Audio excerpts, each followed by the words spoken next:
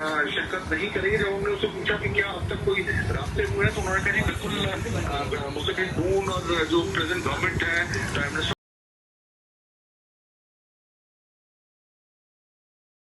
बिस्मिल्लाहिर्रहमानिर्रहीम। मैं Mohammad Usman Khan, chartered accountant, member Multan tax bar association आपसे मुखातिब।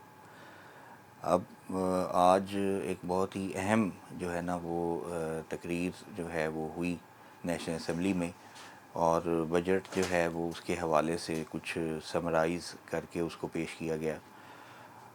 तो अभी देखा ये जा रहा है कि मुख्तलिफ़ उसके पहलुओं को रिव्यू किया जा रहा है कि रेवेन्यू मेजर्स क्या हैं, और जो रेवेन्यू को इंक्रीज़ करने के लिए जो स्टेप लिए गए हैं वो कौन से हैं, और इसके अलावा जो टैक्स बेस को बढ़ाने की जो बात तो बहुत की जाती है, और उसके लिए जो एक्चुअल जो स्टेप्स है वो क्या लिए गए हैं, वो अभी बजट डॉक्यूमेंट्स को रिव्यू करने के बाद ही कोई बात उस पे जो है वो इन डिटेल की जा सकती है।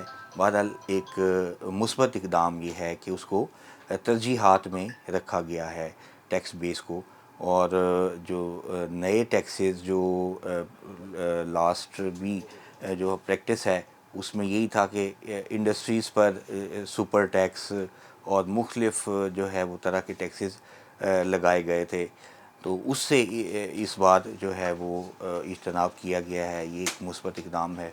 ओवरऑल इकॉनमी के हवाले से अगर बात की जाए तो डॉक्यूमेंटेशन ऑफ इकॉनमी की बात भी बहुत की जाती है, और उसके लिए इक़दामात जो मुस्बत इक़दामात प्रैक्टिकल लेवल पे जाकर जो किए जाने हैं उस पर भी बात हुई है।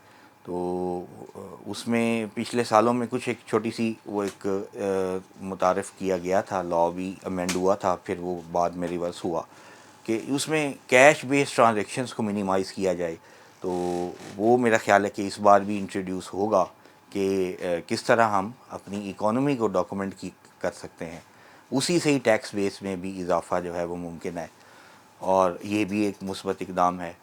और एक जो मुस्बत इक़दाम इसमें बजट में लिया गया वो एसओईज़ की प्राइवेटाइजेशन, जिसमें बड़े इदारे भी शामिल हैं, लॉस मेकिंग यूनिट्स भी हैं, और उसमें जो डिस्कोज़ हैं उसको भी जो पावर सेक्टर के जो डिस्कोज़ हैं उसको भी प्राइवेटाइज़ करने के लिए जो बात की गई है वो भी एक अच्छा पहलू है। अगर प्रैक्टिकली उसको इम्प्लीमेंट कर दिया जाए तो भी हमें रिफॉर्म्स का एक एलिमेंट नज़र आएगा उसके अंदर।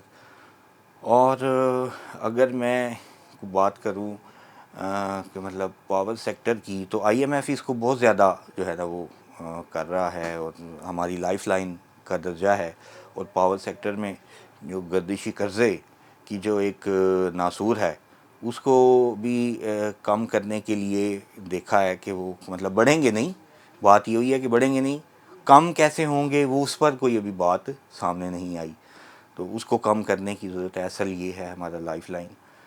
और अगर हम अपनी इनकम टैक्स सेल टैक्स के हवाले से एफईडी के हवाले से बात करें, एक जो मुस्बत इक़दाम किया गया, एक्सपोर्टर्स को जो है वो 1% टैक्स देकर वो एफटीआर में वो ऑप्ट कर लेते हैं। एक बात ये सामने आई है कि उसको भी नॉर्मल टैक्स रिजिम में टैक्स किया जाए।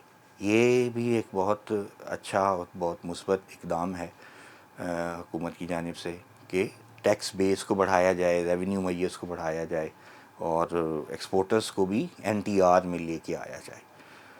उसके बाद वो एसएमई सेक्टर को जो है वो कुछ कहा है कि छूट दी गई है, तो वो देखेंगे कि बजट डॉक्यूमेंट में कि कैसी छूट है। एसएमई सेक्टर इज़ यानी कि रीढ़ की हड्डी की हैसियत रखती है, तो उस पर भी देखें कि क्या इक़दामात है। बात हुई है कि उसको भी हमने रिलीफ़ दिया है, देखें रिलीफ़ मेजर्स क्या आते हैं।